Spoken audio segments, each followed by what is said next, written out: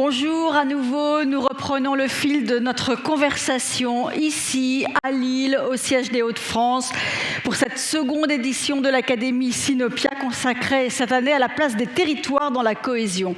Et nous allons nous projeter en premier lieu sur la question de la cohésion des territoires en France et en Europe. La question de la métropolisation des territoires se pose de manière identique dans tous les grands pays développés, mais leurs schémas de décentralisation, d'organisation du territoire sont sensiblement différents. Alors, retrouve-t-on les mêmes enjeux en France et chez nos voisins? Les recettes développées obéissent-elles à des principes similaires? Sur ces différents points, je vais maintenant recevoir 4 grands témoins. Cathy Verquin-Vadblett, la directrice régionale de la Banque de France pour les Hauts-de-France, Elisabetta Magnaï, recteur de la Cato de Lille, et Michel Dervedé, le président de Confrontation Europe, et puis le général Xavier Dazemar, le gouverneur militaire de Lille. Et je vais commencer avec vous, général. Est-ce que vous pouvez d'abord nous décrire les armées dans les Hauts-de-France ? Alors, les armées dans les Hauts-de-France, en fait, ça forme un grand croissant qui va de Dunkerque à Creil, en fait. On attaquera par Dunkerque. Dunkerque, on a le commandement de la marine pour la zone nord, en fait, qui est en charge principalement des escales des bateaux militaires, voilà, et qui anime aussi un dispositif qui est intéressant, qui est très tourné vers la jeunesse, qui est l'ensemble des préparations militaires marines. Voilà, à savoir que dans les Hauts-de-France, on a la chance d'avoir des préparations militaires marines qui permettent à des jeunes qui souhaitent avoir un contact avec la marine nationale d'être pris en main pendant une année. Donc on a la dernière préparation militaire marine a été créée à Arras il y a quelques semaines. Donc vous voyez, il n'y a pas forcément besoin d'avoir la mer pour être marin dans les Hauts-de-France. Voilà. Et puis après, on attaquera par Lille. Lille, ça reste une grosse garnison, une garnison d'état-major principalement. Voilà, c'est pour l'armée de terre la deuxième garnison d'état-major après Paris. Donc une garnison d'état-major importante, sur laquelle on va trouver 5 états-majors, donc celui que je commande, mais aussi le commandement de la force terrestre, voilà, qui a en charge la préparation opérationnelle de toutes les unités de l'armée de terre. On a aussi le PC français de niveau corps d'armée, donc est un PC qui est à la norme de l'OTAN et qui peut encadrer des forces allant jusqu'à 60 000 hommes. Voilà, ça se passe à Lille, à la citadelle. Voilà. Et puis après, on a 2 états-majors plus petits, le commandement de la logistique terrestre qui a en compte tout ce qui est acheminement par voie terrestre, et puis le commandement de la maintenance des forces, qui lui de son côté est responsable de la mise à disposition de l'ensemble des équipements pour toutes les unités de l'armée de terre, qu'elles soient en métropole ou en opération extérieure. D'accord. Voilà. Et donc, dans les Hauts-de-France, en termes de chiffres, ça représente combien d'hommes ? Dans les Hauts-de-France... Et de femmes, peut-être, d'ailleurs. Oui, d'hommes et de femmes. Oui. Dans les Hauts-de-France, on a environ 2000 hommes et femmes, voilà, puisqu'on a un petit centre d'entraînement d'entraînement en zone urbaine qui est à Sissonne. Et puis, on terminera par Creil. On a sur la base aérienne 110, en fait, la direction du renseignement militaire. Voilà. Donc ça fait un croissant. Je dirais sur les marges des Hauts-de-France, on a de l'implantation militaire, peu d'unités opérationnelles, voilà. Et puis au centre, on a un quasi-désert militaire où la seule présence militaire, ce sera le délégué départemental qui sera là avec sa petite équipe de 3 à 4 personnes qui animera en fait le dialogue civilo-militaire avec la préfecture départementale. D'accord. C'est ce maillage territorial qui est quand même assez dense dans les Hauts-de-France, tel que vous le décrivez, ça permet, on l'imagine, une action de rayonnement de l'armée envers la population. Aller vers la jeunesse pour un soldat d'actif, c'est lui permettre de faire part de son expérience, en fait, c'est ça l'idée ? Voilà, en fait, l'idée c'est ça. L'idée c'est de partager, d'aller voir les jeunes où qu'ils soient. Et pour ça, on a la chance d'avoir un certain nombre de dispositifs qui sont partagés avec l'éducation nationale, avec les classes de défense. Oui. voilà, qui dans le cadre du trinôme académique, nous permettent de mener des projets sur plusieurs années avec des classes. Donc on binôme une classe avec une unité marraine et pendant 3 ans, ils poursuivront un projet pédagogique avec des rencontres, des visites. Ils se confronteront. Ça démarre à quel âge? C'est collège, c'est lycée? C'est au niveau du collège. Voilà. Au niveau du collège. Voilà, et c'est sur 3 ans. Et comme je vous l'ai dit, on a malheureusement dans les Hauts-de-France peu d'unités. Ouais. Donc on a développé, ça c'est une spécificité du Nord et des Hauts-de-France, des ateliers défense qui sont une structure plus légère, sur lesquels on va chercher hors du temps scolaire, toujours en lien avec l'éducation nationale, pour les élèves volontaires, donc c'est des élèves 3e, 4e, seconde, en plusieurs niveaux. Voilà, et là, on développe des échanges sur une année, sur des thèmes précis, on fait travailler les élèves sur des thèmes précis. Donc là aussi, ça développe leur citoyenneté, ça développe la culture défense chez ces élèves volontaires. En arrière-plan, est-ce que vous avez un objectif de recrutement, finalement, de renouvellement de l'armée ou pas du tout? Alors, évidemment, moi, est-ce que c'est totalement désintéressé de ce point de vue ou pas? C'est en partie désintéressé. Ouais. Je pense qu'il est important que les armées participent à la formation du citoyen. Ça, on a un rôle éminent à jouer. Et puis surtout, on a un rôle je dirais, pour demain, après-demain et puis dans 20 ans. Est-ce qu'on trouvera toujours dans la population française des jeunes citoyens qui souhaiteront devenir militaires? Voilà, ça c'est une grande question. Et donc c'est par ce travail, par ce développement de la citoyenneté qu'on estime qu'on pourra aujourd'hui, demain et après-demain créer ce vivier qui permettront aux recruteurs des différentes armées d'aller vers cette population française et de les faire venir dans les armées. Donc vous leur expliquez ce à quoi sert l'armée aujourd'hui. Alors il y a peut-être moins de terrains d'opération. En tout cas, c'est des terrains d'opération extérieurs qui sont peut-être plus loin du sol national. Vous leur expliquez ce qu'on fait au Mali, par exemple? Alors on leur explique ce qu'on fait dans les opérations extérieures. Les soldats viennent témoigner de ce qu'ils ont fait, c'est-à-dire on leur explique les opérations telles qu'ils peuvent en avoir des comptes rendus à la télévision, mais aussi le soldat vient dire moi, il y a 3 mois, j'étais au Mali, voilà ce que j'ai fait, voilà ce que j'ai vécu. C'est à quoi je sers, en fait. C'est à quoi je sers, voilà. Et puis on utilise aussi les gens qui sont déployés pour l'opération Sentinelle, donc les gens qu'on croise au quotidien dans nos rues, donc qui viennent aussi dire moi je sers, voilà ce que je fais dans Sentinelle, voilà mon vécu. Ils en profitent aussi pour dire ce qu'ils ont vécu ailleurs, parce que c'est le même soldat qui fait Sentinelle et les opérations extérieures. Donc ils viennent là témoigner de leur vie courante, simplement en toute modestie d'ailleurs. Ils viennent juste dire ce qu'ils ont fait et pour le partager, pour faire que le côté un petit peu virtuel parfois que peut avoir l'opération militaire, en fait, s'incarne dans le soldat qui est face à ces jeunes. Et ça devient du coup hyper concret en fait pour les jeunes qui les Voilà, écoutent. Tout à fait. Ouais. Quel lien est-ce que vous établissez entre la citoyenneté et la cohésion? Pour moi, la citoyenneté, c'est mécaniquement un facteur de cohésion, puisque globalement, la cohésion, c'est la façon de se retrouver autour d'un sens commun. Voilà. Et la citoyenneté, mécaniquement, pour moi, c'est une partie de ce sens commun. On appartient à une communauté nationale qui a une histoire, voilà, qui jour après jour crée une nouvelle histoire, voilà. Et la question de se rappeler de ce qui a été fait, de se rappeler de notre passé collectif, quel qu'il soit, de se le remémorer de temps en temps, permet aussi aux jeunes de comprendre et de mettre du sens, de leur donner des pistes pour avoir du sens dans leur vie. Alors ce lien entre l'armée et la jeunesse, c'est aussi un lien très intergénérationnel. Une meilleure connaissance du monde combattant, c'est aussi connaître ceux qui se sont battus pour le pays. Il y en a de moins en moins, ceux qui se sont battus sur le sol national, par la force des choses. Donc c'est important de faire perdurer cette mémoire-là. On participe à tout ça, voilà. Là aussi, via les cérémonies patriotiques, voilà. Oui. Donc pour les gens qui sont sur l'île, le 11 novembre, c'est 10h30, place Rio. voilà, qui n'hésitent pas à venir à la commémoration du 11 novembre. Ils seront les bienvenus.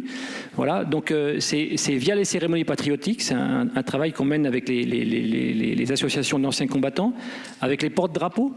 Les porte-drapeaux qui font un vrai effort de renouvellement de génération. Là où on a l'image du porte-drapeau qui est un ancien, très ancien, qui a parfois du mal à tenir debout et à tenir son drapeau. Vous verrez maintenant dans les cérémonies patriotiques des jeunes qui viennent porter des drapeaux, à qui on confie des drapeaux. Donc il y a une vraie prise en compte de ce relais de la mémoire indispensable pour faire que les choses perdurent.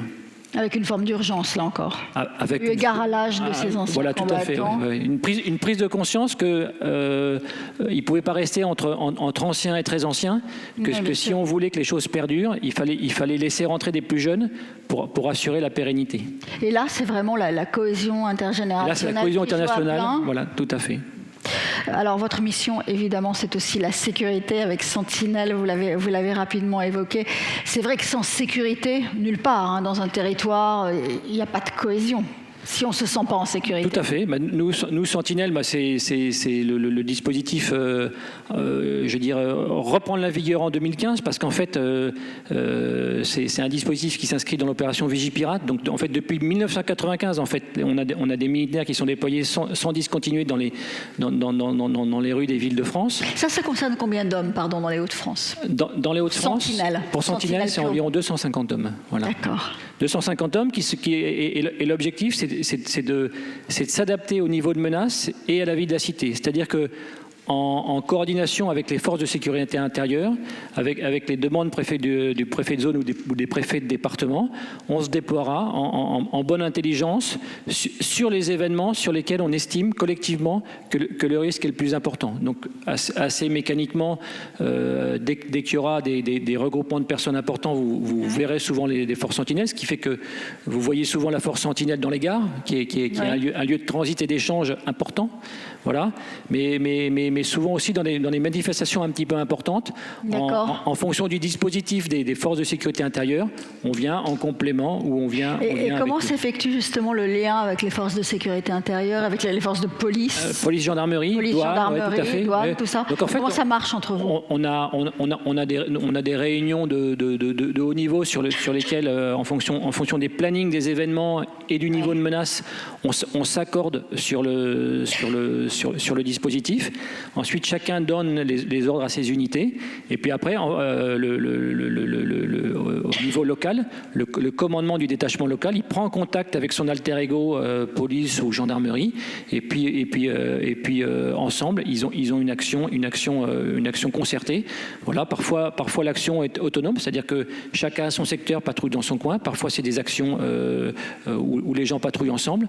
Donc en fait, on adapte. Et ça se passe bien entre eux ? Ça se passe très très bien. Oui. On adapte en permanence. Là, il y a une cohésion pour le. Oui, il y a une cohésion. Je pense qu'on n'a pas suffisamment de moyens en fait pour se permettre soit de faire des doublons, soit de se crêper le chignon. D'accord. Est-ce que dans cette région frontalière, les missions de sécurité sont un peu différentes de ce qu'elles peuvent être dans d'autres régions ? Alors, je pense que moi, j'avais un poste avant en Île-de-France. Oui. En fait, je pense que chaque région a ses particularités. En fait, les Hauts-de-France, c'est le département du Nord. En fait, attire beaucoup l'attention parce que c'est un département qui est densément peuplé. C'est un département qui est frontalier avec de nombreuses frontières, donc qui génère mécaniquement un certain nombre de besoins de vigilance là où. De flux de population. Là où d'autres départements sont peut-être moins sous la lumière. Voilà. Donc ce qui fait que il y a une attention forte des autorités préfectorales et donc de notre côté également sur ce qui se passe dans le département du Nord, même si on a une présence dans les autres départements, parce que c'est pas parce qu'on regarde d'un côté, parce que c'est toute la force de nos dispositifs qui se veulent mobiles et adaptés en termes de volume aux événements, qu'il faut qu'on déserte complètement les autres départements de la région. Merci beaucoup. Merci, Général Lazémar.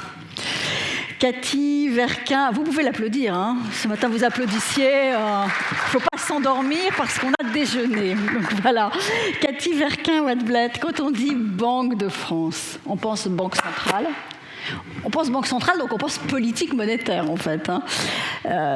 J'aurais presque envie de vous demander, sans vouloir être provocatrice avec vous, mais en quoi est-ce que ce sujet de la cohésion nationale vous intéresse, vous, en tant que Banque de France, directrice régionale de la Banque de France pour les Hauts-de-France ? Bonjour à toutes et tous. Déjà, merci de l'invitation. Alors, c'est vrai que ce n'est pas intuitif parce que la Banque de France, la Banque centrale, comme la Bank of England, la Fed, on a une mission qui est la gestion et la mise en œuvre de la politique monétaire. Ça peut sembler un peu désincarné, un peu loin du terrain, un peu loin des territoires. En fait, pas du tout. Déjà, même sur notre mission essentielle de politique monétaire, c'est important de prendre les bonnes décisions et de les mettre en œuvre, une mise en œuvre de qualité de cette politique monétaire. Mais aussi, ce qui est important, évidemment, c'est que le financement arrive jusqu'au dernier acteur économique, que ce soit le particulier ou l'entreprise, et qu'on ait un financement de qualité. C'est pas juste d'avoir une bonne politique monétaire, il faut évidemment qu'elle atteigne sa cible, qui est la population, l'acteur économique final. Et puis on a une spécificité en France, c'est qu'on a effectivement une banque centrale qui est très présente sur les territoires. Donc moi je suis directrice régionale pour la région des Hauts-de-France, c'est quasiment 400 personnes. Donc on a une forte granularité sur le terrain, parce qu'on a une pluie d'activités. Alors, je ne vais pas les lister aujourd'hui, ça ferait un peu liste à l'après-vert, mais on a quand même des activités où on est vraiment en contact avec les acteurs économiques, que ce soit les entreprises via la cotation des entreprises. On a aussi l'accompagnement des TPME. On a la médiation du crédit. Une entreprise qui est en difficulté, a des difficultés avec son banquier, peut solliciter la médiation du crédit. Donc là, on a du traitement individuel d'entreprise. Et bien sûr, on a aussi le traitement des dossiers de surendettement, où là, ça nous donne un prisme très fin qui de représente la combien situation. Les dossiers de surendettement dans cette région annuellement, c'est combien de dossiers ? Alors, on a malheureusement un record. Donc, on a malheureusement un record. Au niveau national, je prends les chiffres 2019-2020, ont été un peu perturbés avec le Covid. C'était plus de 160 000 dossiers au niveau national, mais c'est plus de 25 000 dossiers dans la région des Hauts-de-France. Donc, vous faites un calcul, une règle de 3. Donc très clairement, on a un taux de prévalence du surendettement qui est beaucoup plus important dans cette région. Et on a notamment un département, le Pas-de-Calais, qui est probablement le département record en taux de prévalence de nombre de dossiers de surendettement rapportés aux 100 000 habitants. C'est quasiment du simple, presque le double par rapport à la moyenne nationale. C'est clairement lié aux chiffres qu'on donnait ce matin sur la pauvreté dans cette région. Oui. Aux données socio-économiques, effectivement, tout est lié, absolument. Donc en cas de surendettement, vous êtes en quelque sorte à la Banque de France le dernier recours pour le surendetté. Est-ce qu'il y a un profil type du surendetté ? Alors effectivement, on a sur les dossiers de surendettement, on voit bien qu'on a un cumul de difficultés. Par exemple, on a beaucoup plus de familles monoparentales, quasiment le double par rapport à la moyenne qu'on voit dans une population standard. On a par exemple des personnes qui sont sous le seuil de pauvreté. Je ne sais pas si vous avez donné ratio ce matin, mais on a à peu près 14% de la population qui est en dessous du seuil de pauvreté. Dans les dossiers de surendettement, c'est quasiment plus de la moitié des populations qui viennent chercher un dossier de surendettement, qui sont avec ce ratio inférieur au ratio de seuil de pauvreté. On a un peu plus de femmes qui sont souvent plus dans une situation monoparentale avec des enfants. Voilà. Donc on voit bien qu'il y a un cumul de difficultés qu'il faut qu'on arrive à la situation de surendettement. De jeunes aussi, de jeunes sans emploi. Oui, alors après effectivement, est-ce qu'il y a une notion générationnelle? Non, mais bien sûr, on a notamment dans les dossiers de surendettement, on a beaucoup plus de populations qui sont sans emploi et qui sont aussi bénéficiaires de minima sociaux. Voilà, et qui n'ont pas des revenus d'activité, mais qui relèvent des minima sociaux. Voilà. D'accord. Dans la définition de la politique monétaire, est-ce que le surendettement pose problème ? Alors oui, bien sûr, on travaille d'ailleurs pour traiter les dossiers de surendettement, mais on essaie aussi de travailler en amont. Voilà. Et donc, on essaie d'être beaucoup plus acteurs sur le terrain et on a notamment développé une activité qu'on appelle l'éducation financière des publics, c'est-à-dire d'essayer de prévenir les dossiers de surendettement et pas seulement de les traiter. Donc, on est vraiment là en interaction avec beaucoup d'acteurs comme les travailleurs sociaux, avec l'enseignement également. On fait beaucoup de pédagogie sur des données de gestion budgétaire, financière et économique, de gestion de budget, et on essaie de le faire le plus tôt possible dans la vie d'un particulier.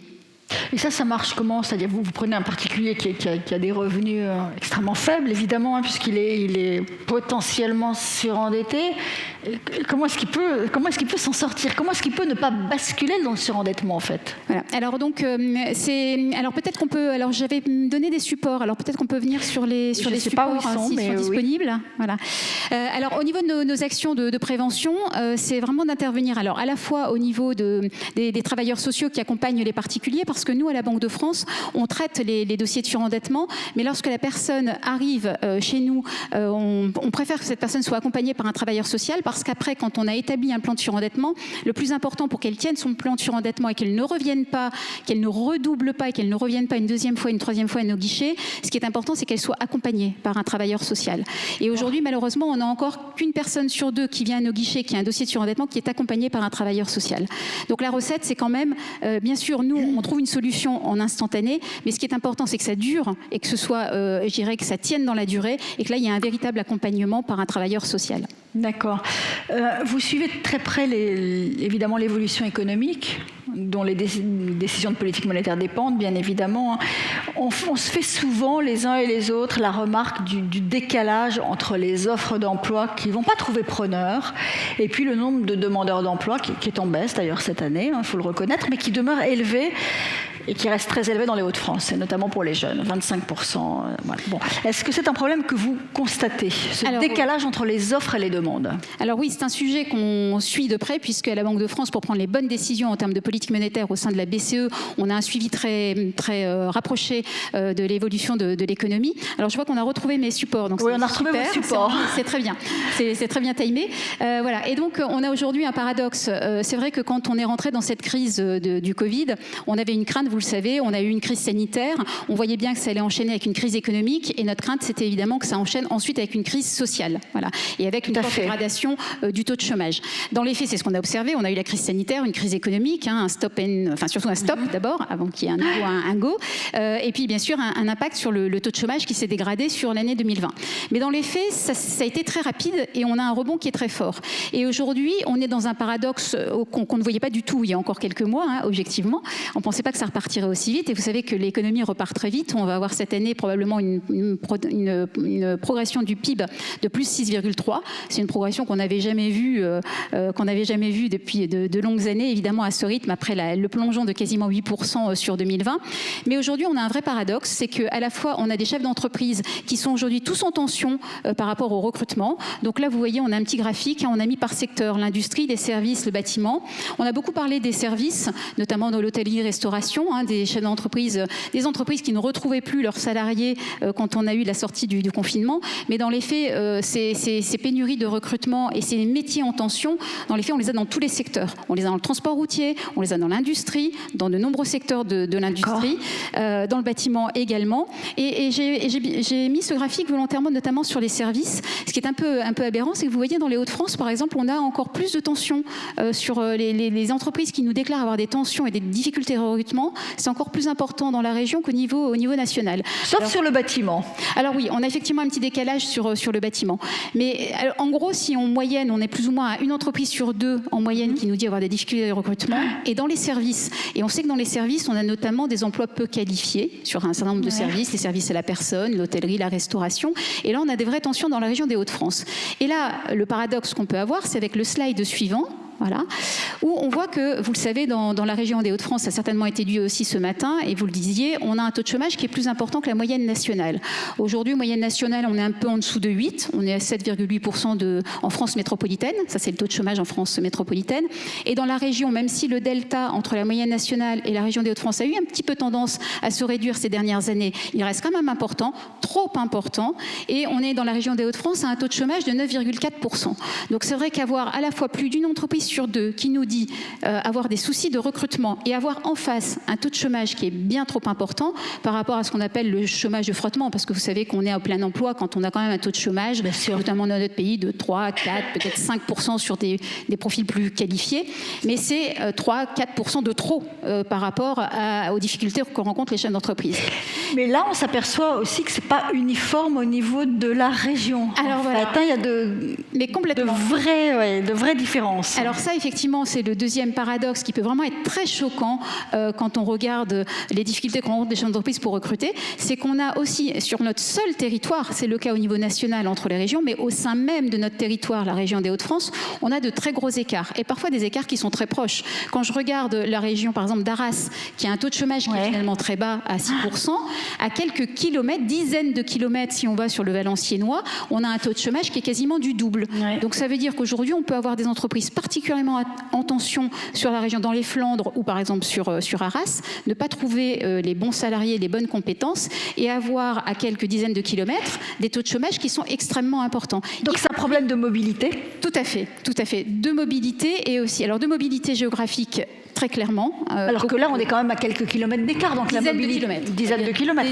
C'est des bassins d'emploi qui sont quand même très proches. D'accord. Voilà. Et un problème aussi donc de compétences, parce qu'aujourd'hui, on a un problème d'adéquation entre effectivement les demandes des chefs d'entreprise et les compétences qui peuvent se présenter à leur guichet lorsqu'ils recrutent. Quelles sont, de votre point de vue, les recettes, s'il y en a, et si vous arrivez à les identifier pour un territoire pour générer de la cohésion ? Alors, donc, très clairement, pour nous, c'est un vrai sujet sur lequel il faut travailler, parce que quand on voit la reprise qu'on a, donc je disais, on a plus 6,3% de croissance du PIB cette année. L'année prochaine, on sera peut-être à 4%. Donc, ça veut dire que c'est une reprise qui est extrêmement forte. Il ne faudrait pas que sur les territoires, on ait finalement des territoires qui participent à la fête, c'est-à-dire qui profitent de cette reprise, parce que qui dit plus d'emplois, dit plus de pouvoir d'achat, donc une croissance de PIB. Enfin voilà, donc c'est vraiment que du positif, voilà. Et il ne faudrait pas qu'on ait des territoires qui se retrouvent complètement oubliés, voilà, et qui vont cumuler. Et donc on peut peut-être juste mettre pour conclure le dernier slide. Bien sûr. Voilà. Donc vous voyez que je vous ai mis cette carte. Alors on pourrait penser que plus la fleur est grosse, plus c'est positif. Non. C'est aussi contre-intuitif. Quand vous regardez la région des Hauts-de-France, on cumule. Donc ça veut dire que quand on a un taux de chômage important, on a un taux de pauvreté plus important, on a un taux de minima sociaux plus important, un taux d'illettrisme ou d'électronisme plus important. Il y a un cumul et un cercle vicieux. Comme il peut également y avoir un cercle vertueux quand il y a un retour à l'emploi, et ben c'est de l'inclusion économique, de l'inclusion financière. Donc j'ai pas de recette magique, parce que nous à la Banque de France, notre action effectivement c'est la gestion et la mise en œuvre de la politique monétaire, mais il n'empêche qu'il y a quand même des recettes qui marchent. On voit notamment l'Allemagne qui a beaucoup développé tout ce qui est en fait alternance et apprentissage. Alors en France, ça se développe beaucoup. Ces dernières années, on a beaucoup développé l'apprentissage. Et ça, ce sont des recettes qui marchent. Voilà. Et je pense qu'il faut continuer à travailler sur ces recettes qui marchent pour mettre en adéquation les compétences, les jeunes qu'on a sur nos territoires, pour qu'ils puissent répondre aux demandes des entreprises. Pour ne pas avoir ce paradoxe d'avoir des entreprises qui sont amenées parfois à refuser les contrats, à refuser les chantiers, faute de main-d'œuvre. Vous citez l'Allemagne, apprentissage, alternance en Allemagne. Du poste que vous occupez, qui est quand même un poste d'observation peut-être un peu privilégié, est-ce que vous avez d'autres éléments de comparaison à l'international ou en Europe ?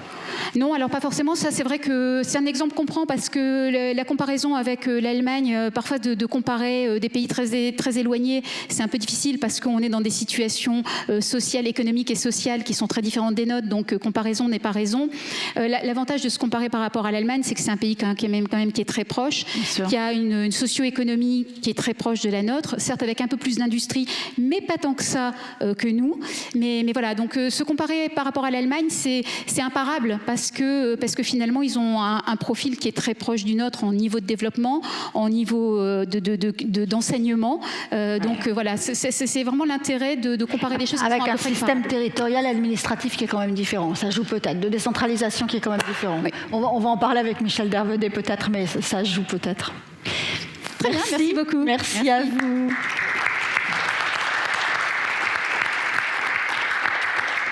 Elisabetta Magnaï. Bonjour. Bonjour. Vous êtes doyen de la faculté de gestion, d'économie et de sciences de l'Université catholique de Lille. Et votre spécialité, c'est l'information extra-financière des entreprises. Alors, pour être plus précis, ça consiste en quoi ? Parce que pour moi, quand j'ai découvert ça, je me suis dit, qu'est-ce que Donc, le reporting extra-financier, c'est une longue histoire, notamment en France. Ça a été un pays précurseur en Europe grâce au début des années 2000 à la nouvelle réglementation économique, la loi NRE, et ensuite grâce aux deux lois successives, la Grenelle 1 et la Grenelle 2, qui ont imposé pour toutes les entreprises qui dépassaient un certain seuil de chiffre d'affaires et à la fois des salariés, d'intégrer dans leur reporting financier, le classique reporting sur la performance financière, aussi des informations concernant les impacts des activités d'entreprise sur les questions, bien sûr, environnementales, sujet dont on parle beaucoup ces jours-ci, mais aussi les questions sociales rattachées au traitement des salaires, le respect des droits de l'homme, la lutte contre la corruption, la diversité au sein des conseils d'administration, diversité soit en termes d'âge, soit en termes de sexe, d'éducation et aussi des formations professionnelles. Donc, ce report... C'est une longue histoire. Ouais. D'accord. Ça s'est fait par époque, par strate? Ça se fait par strate parce qu'aujourd'hui, l'Europe, la Commission européenne a travaillé une directive qui a vu le jour en 2014 et qui du coup a rendu obligatoire ce type de reporting pour toujours des entreprises qui dépassent certains seuils, notamment des salariés, pour des entreprises d'intérêt général et dont la moyenne des salariés dépasse les 500 sur l'année. Et donc, pour toutes les entreprises de l'espace européen, pour permettre déjà de se rendre compte des impacts, parce qu'aujourd'hui, le reporting rattaché à développement durable, c'était déjà premièrement, volontaire. Deuxièmement, ne soyez pas des lignes directrices qui permettaient aussi de faire des comparaisons entre les différentes entreprises et entre les différentes entreprises du même secteur d'activité. Et donc, l'Europe a voulu, avec cette directive, donner un signal fort et inciter aussi à intégrer dans la stratégie d'entreprise les objectifs du développement durable de l'ONU et d'en rendre compte via des KPIs et pas seulement via des discours d'autoproclamation des pratiques qui, des fois, ne sont pas tangibles. Et les 27 s'y prêtent? Est-ce qu'il y a des réticences? Est-ce qu'il y a eu des réticences au départ ou pas? Et est-ce que finalement tout le monde se joue le jeu? Alors, tout le monde joue le jeu, c'est sûr, à des vitesses différentes, parce que le panorama de la situation en termes de reporting extra-financier, il était vraiment différent pour tous les pays. La France, elle était à l'avant-garde, donc elle a eu moins de difficultés, parce qu'au contraire, les exigences de la directive étaient moins strictes par rapport à la Grenelle 2. Et donc, on peut dire qu'il y a eu peut-être pour la France un nivellement vers le bas des exigences, mais pour d'autres pays de l'Europe... C'est-à-dire, vous voulez dire, pardon, que la France qui était plus haut a un peu reculé ou elle est restée un peu plus haut? Non, elle a pas reculé, mais du coup, ça n'a pas du tout été compliqué pour elle de s'adapter en termes de compliance aux exigences de la directive. Différemment d'autres pays qui sont, du coup, ils ont pris certaines options parce que les directives, des fois, ils travaillent par option. Donc, on peut augmenter le niveau d'exigence en adoptant ou non une option qui est laissée à la discrétion du législateur européen, d'ailleurs, et en sachant qu'aujourd'hui, cette directive, elle est mise en discussion. Ils sont en train de travailler pour la refondre parce que se sont rendus compte qu'ils n'ont pas été trop exigeants et qu'il faut monter le niveau d'exigence en termes de reporting de tous ces volets-là qui touchent à toute la gouvernance de l'entreprise et donc qui touchent à différents sujets. On va les lister, on va les pointer les uns après les autres, mais avant, dites-moi, quels sont les pays qui ont le plus de difficultés finalement à se mettre à niveau? Donc, pour avoir travaillé là-dessus ont été notamment les pays de l'Est.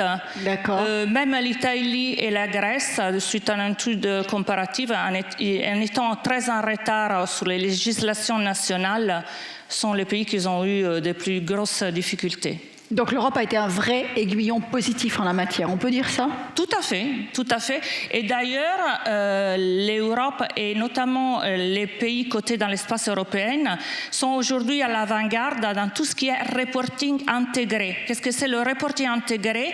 C'est pas seulement la juxtaposition d'informations financières et extra-financières, mais la vraie intégration. Démontrer quels sont les impacts des investissements faits par rapport au développement durable, par rapport à la responsabilité sociétale ou à d'autres sujets qui concernent les aspects sociaux des activités des entreprises, avec les classiques informations financières. Donc, de voir le retombée des politiques financières et non financières sur tout ce qui est performance d'entreprise, qui aujourd'hui est vue comme une performance élargie qui doit tenir compte des exigences de toutes les parties prenantes. Parties prenantes qui peuvent être les classiques parties prenantes primaires, comme bien sûr les salariés, les fournisseurs, les clients, mais pas seulement. Aujourd'hui, on parle des parties prenantes secondaires. Il y a aussi, bien entendu, l'État, il y a les collectivités locales, il y a aussi les populations dans lesquelles l'entreprise exerce et donc le territoire son activité. Alors, on va reprendre point par point, si vous voulez bien, un certain nombre de points qui ont un impact sur la cohésion. D'abord, la corruption, évidemment. C'est l'une des formes les plus flagrantes ou les plus subtiles, ça dépend des cas, mais c'est évidemment un frein à la cohésion, la corruption. Vous pouvez nous expliquer pourquoi, comment ça fonctionne ? Effectivement, la corruption peut impacter sur différents aspects la cohésion des territoires. Il peut diminuer la cohésion sociale parce que du coup, il crée des problèmes de confiance vis-à-vis à la fois des confiance interpersonnelle, mais aussi vis-à-vis des institutions. Et puis, une autre problématique qui peut engendrer la corruption vis-à-vis des territoires, c'est qu'elle peut exacerber la pauvreté et l'inégalité vis-à-vis des populations qui sont insérées dans le territoire et notamment influer sur les zones les plus marginalisées et celles où la pauvreté elle est beaucoup plus importante. Donc exacerber davantage les inégalités. Alors à l'inverse, l'environnement, c'est bien sûr un facteur de cohésion. Je pense notamment à la requalification de certains quartiers au niveau urbain. Oui. Donc ça, c'est effectivement un sujet très important parce qu'aujourd'hui, on s'est rendu compte déjà sur la métropole de Lille comment la requalification de certains quartiers a pu créer des occasions et aussi des occasions d'innovation. Nous avons un exemple propre à notre université, l'Université catholique de Lille. Aujourd'hui, la requalification du quartier où s'est installée Eurotechnologie, il a pu faire profiter aussi à notre université qui vient de s'installer Eurotechnologie grâce à un nouveau campus qui s'appelle le campus Winov, où nous avons déménagé nos masters, notamment en alternance, et nous avons installé l'école du numérique de la FGS, donc la faculté de gestion, économie et sciences. Et on a vu comment déjà le quartier, grâce à cette rencontre, à une époque pour Eurotechnologie, on ne parlait pas du tout d'étudiantes. Cette rencontre inattendue entre start-upers, entre nouvelles activités du numérique, nouvelles technologies et des étudiants, a pu est en train de faire naître une effervescence et donner de la vie à ce quartier. Bien sûr. La gouvernance des entreprises ? Pardon? La gouvernance des entreprises. Gouvernance des entreprises. Donc, la gouvernance des entreprises, elle est très importante.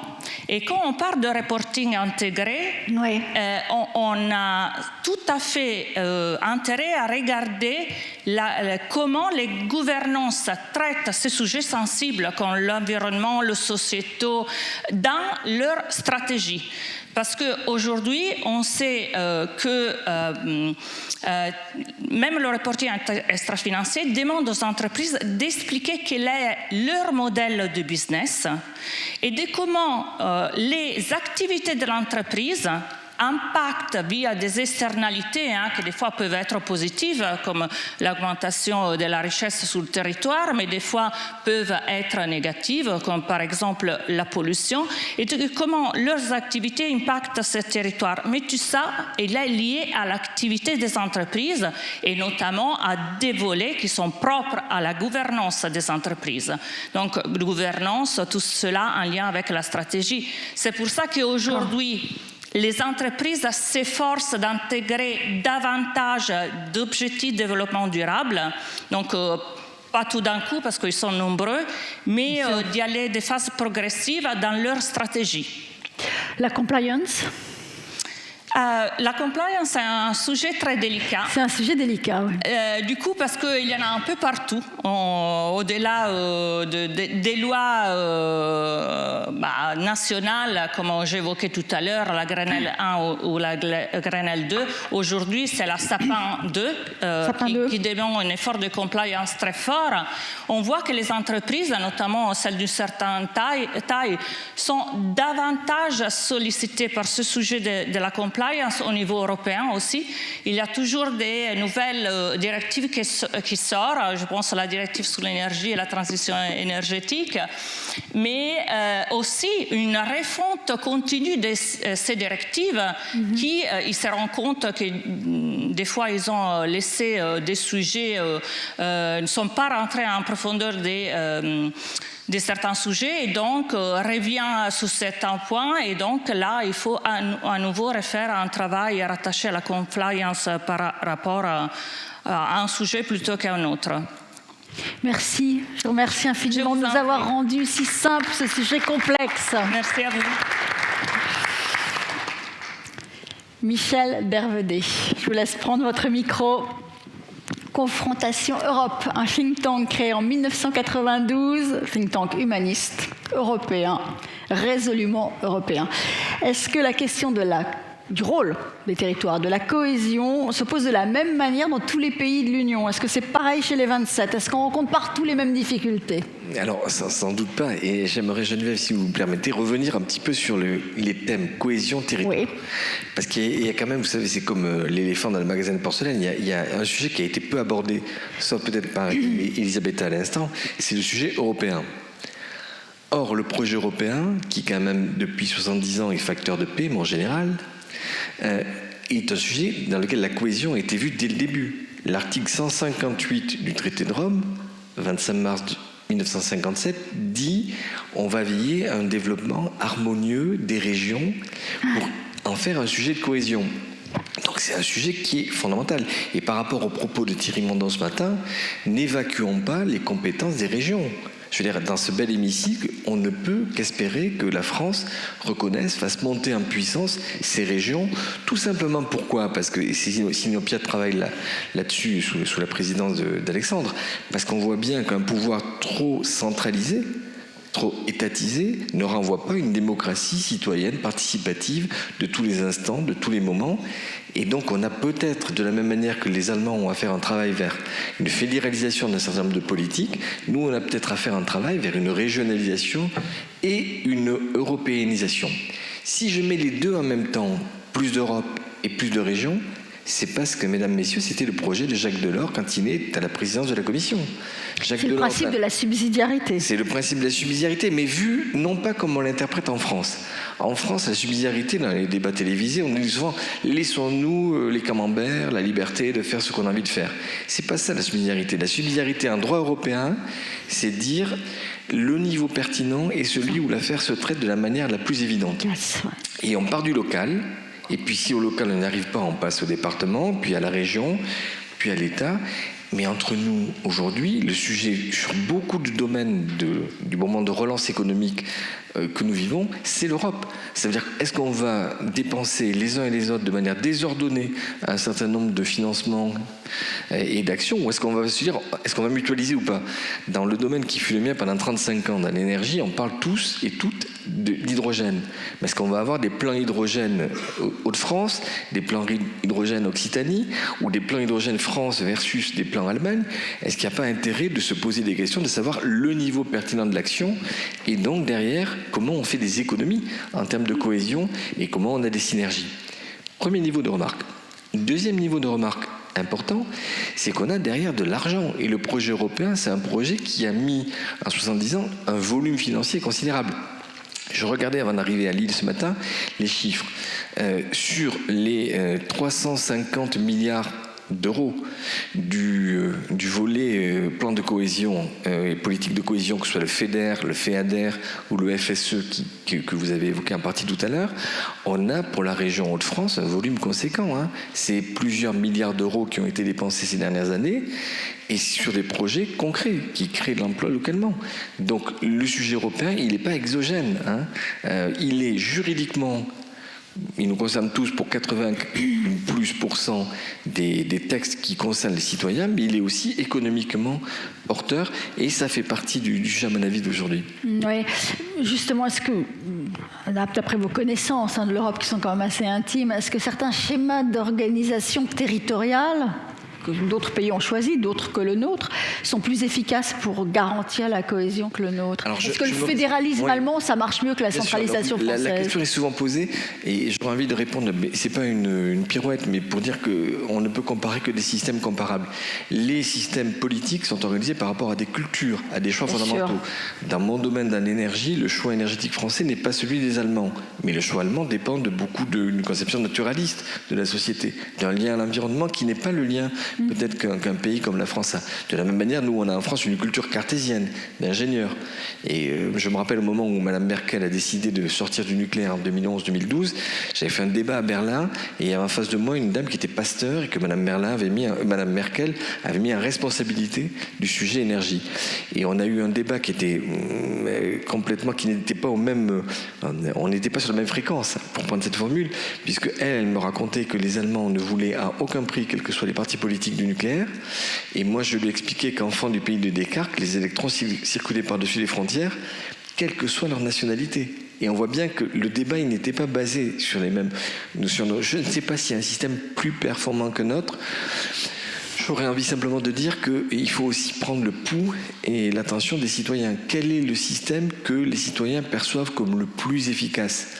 Ils sont aussi juges. On a affaire dans toutes nos sociétés démocratiques européennes à des citoyens capables d'émettre leur avis.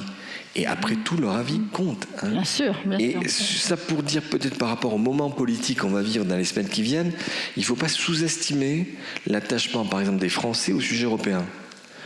Le début de cette campagne présidentielle se fait avec des discours où, comme souvent, on s'essuie les pieds sur le sujet européen. On ne raconte pas les belles histoires nées justement des financements européens, des actions, pour diaboliser Bruxelles et renvoyer ça. Faisons attention, les Français à 70% considèrent que les politiques efficaces sont menées ensemble. Donc, quel paradoxe de voir une classe politique dériver vers un discours anti-européen facile, qui peut-être, l'espère-t-il, fait gagner quelques voix, mais décalé par rapport à la compréhension que les citoyens ont. Faisons attention donc. Je réponds à votre question. Regardons comment les citoyens ont envie que soit menée telle ou telle politique. Renvoyons un peu de démocratie dans le système, et puis ça ne fera pas de mal à la gouvernance, cher Alexandre. Alors, il existe des règles communes, il existe de grands principes qui s'appliquent à l'ensemble des États membres. Depuis 2017, on a un socle européen de droits sociaux. C'est un socle qui n'est pas contraignant. Est-ce que de votre point de vue, en termes de cohésion et en termes d'efficacité de la cohésion, ce socle de droits sociaux, ce socle européen de droits sociaux, devrait être contraignant pour les 27 États membres? Je pourrais faire appel à un ami, comme on dit dans les jeux télévisés, parce que Jean-Claude Mailly est 1000 fois plus expert que moi sur le sujet. C'est la question que vous posez, Geneviève, est une des questions de la présidence française. La France janvier, la présidence de l'Union européenne. Et parmi les grands chantiers que, semble-t-il, le gouvernement veut impulser, il y a cette question sociale. Oui, il faut, sur le salaire minimum européen, avoir des règles communes partagées. Qu'est-ce qui s'y oppose ? Jusqu'à présent, qu'est-ce qui s'y oppose? Plusieurs éléments. D'abord, le fait que certains pays ne souhaitent pas, donc sont réluctants par structure à ce que le sujet social soit un sujet européen. Et puis, ne sous-estimons pas aussi le fait que dans nos belles administrations, j'étais pendant 35 ans dans une entreprise publique, on a peut-être un esprit qui n'est pas européen à tous les étages. On a aussi nous-mêmes des freins à savoir basculer au bon niveau, au bon moment sur tel sujet, dans une dynamique commune, parce qu'on aura peur que tel autre pays prenne le dessus sur nos positions. Donc, il y a un double frein. Un frein externe, mais il y a aussi, il ne faut pas le sous-estimer, un frein interne. Psychologique aussi, peut-être. Psychologique, politique, oui, ou les deux. Peut-être d'incompréhension ou d'absence de... Vous savez, l'aller-retour en Thalys, Paris-Bruxelles fait du bien intellectuellement. Et il ne faut pas hésiter quand on est un certain nombre de postes de responsabilité à le faire souvent et à écouter et à mieux comprendre comment nous, Français, nous sommes perçus et comment on peut défendre nos intérêts, mais aussi dans une logique de bonne compréhension des acteurs européens autres que nous. Il y a eu des élargissements successifs, qui ont au départ finalement accru l'écart entre les différentes régions européennes. On s'est retrouvé avec des régions avec des écarts en termes de développement, en termes social, etc. L'Europe a mis en place toute une série de dispositifs pour combler les disparités, toute une série d'outils, des fonds européens consacrés à la politique de cohésion. Je crois que c'est de l'ordre de 350 milliards d'euros, ce qui n'est pas rien, quand même un tiers du budget communautaire. Est-ce que ça marche? Est-ce que ça a un réel impact? Est-ce que les disparités, finalement, se résorbent entre les différentes régions, peut-être, et les différents pays de l'Union? Ça marche. Moi, je suis originaire d'une région qui s'appelle l'Occitanie. Ouais. On a eu, au moment de l'entrée de l'Espagne, du Portugal, un vrai débat sur la façon dont il fallait ou pas accepter la péninsule ibérique. Et il y avait des craintes dans l'opinion. Au final, 20 ans ou 30 ans plus tard, on se rend compte que ça fait partie des adhésions qui ont été bien gérées. Là où l'élargissement peut poser problème, c'est quand dans le même temps, et vous l'évoquez, les fonds structurels vont de manière massive vers les pays de l'Est de l'Europe, et puis où parfois on a le sentiment qu'il n'y a pas un discours de retour à la hauteur de la volumétrie des aides. C'est-à-dire que C'est-à-dire vous recevez et vous critiquez? C'est-à-dire que si l'ambition politique n'est pas partagée à la même hauteur que l'effort qui est fait par l'ensemble des États membres, on a une dissymétrie. C'est le sujet aujourd'hui avec un certain nombre d'États de l'Est de l'Union, la Hongrie, la Pologne et d'autres pour ne pas les citer, qui à un moment donné sont extrêmement bénéficiaires de fonds européens et dont le discours parfois s'éloigne un petit peu des idéaux ou des grandes ambitions européennes. Donc là, il y a un vrai sujet, mais qui est une question politique, qui n'est pas une question financière, qui n'est pas une question technique. C'est qu'effectivement, il faut toujours et encore rappeler les fondamentaux, encore une fois, les articles du traité, la volonté que le tribunal constitutionnel polonais puisse à un moment donné remettre en cause les deux principes fondamentaux du droit européen, primauté et effet direct, est quelque chose qui, pour les Européens convaincus, j'en fais partie depuis 40 ans, est quelque chose qui ne peut pas être accepté et acceptable. Où on fait partie d'une structure et on a des règles communes qu'on partage et qu'on fait respecter, ou alors on se met en dehors de la structure, et après tous les amis anglais l'ont fait. On verra plutôt dans quelques semestres où on en sera, mais pour l'instant je ne sais pas si la balance coût-bénéfice est plutôt de leur côté. On a une forte part de ces fonds européens qui sont consacrés à la transition énergétique. Ça a un vrai impact? C'est quelque chose qui fonctionne? Il faut que ça ait un vrai impact. On va avoir l'obligation d'accélérer la décarbonation de l'Europe. L'objectif de la Commission, c'est une neutralité carbone en 2050 et même, le 14 juillet, la Commission européenne met la barre plus haut, elle dit 55% de réduction des émissions de CO2 à horizon 2035. Donc il faut passer la vitesse surmultipliée. Tout ça, il ne faut pas que ça pèse sur les ménages les plus précaires. C'est-à-dire qu'à un moment donné, on l'a vu avec les gilets jaunes, mais il peut y avoir des gilets jaunes dans tous les pays européens. Il peut y avoir des indignés de l'électricité et du gaz qui, du jour au lendemain, ne pourront pas et ne voudront pas payer leurs factures. Donc il faut, dans le même temps, gérer le calendrier de décarbonation et le volet social. Et ça ne passe pas uniquement, bien entendu, qu'à travers des aides, des subventions ou des chèques. Ça, c'est la version en plâtre. Mais il faut bien entendu envisager des mouvements plus structurels et des modifications de fond. La rénovation thermique des bâtiments en fait partie, mais il y a toute une série d'autres chantiers sur lesquels il faut aller de l'avant, et c'est pas des chantiers qu'on peut mener nationalement et uniquement ou dans une région. Il faut à la fois emboîter tout ça dans une logique communautaire. La question de la précarité énergétique, par exemple, aujourd'hui, on est incapable de donner un chiffre européen. On est incapable de dire si c'est entre 50 120 millions d'Européens qui souffrent de problèmes de chauffage ou de manque d'énergie l'hiver, tout simplement parce que le travail n'a pas été mené, parce que les États membres ne veulent pas communautariser ce sujet, l'européaniser. Donc c'est un vrai défi pour les mois qui viennent, parce que c'est des sujets qui embarquent l'ensemble des États membres, et pas uniquement un département, une région ou un pays. Dans quel domaine diriez-vous que les fonds européens, l'effort européen pour réduire les disparités entre les 27 ou entre les régions des 27 a le mieux fonctionné? Quels sont les domaines dans lesquels ça a marché? Vous citeriez un exemple? À l'évidence, celui qui, c'est relativement connu, mais celui qui est le plus drainé en volume, c'est l'agriculture. Oui. Et l'agriculture, avec les effets qu'on sait, la PAC, elle a permis de maintenir de l'emploi et de l'activité agricole dans bon nombre de pays, dont la France. Donc, et ça, souvent, c'est pas porté au crédit de l'Europe, c'est oublié. C'est clair, c'est clair. Voilà, ça fait plusieurs années qu'on ne voit plus du tout de message là-dessus, alors que c'est un effort considérable et qui est au cœur de la transition. La transition écologique, ça n'est pas que l'énergie, c'est aussi l'alimentation, c'est aussi quel modèle de consommation pour demain.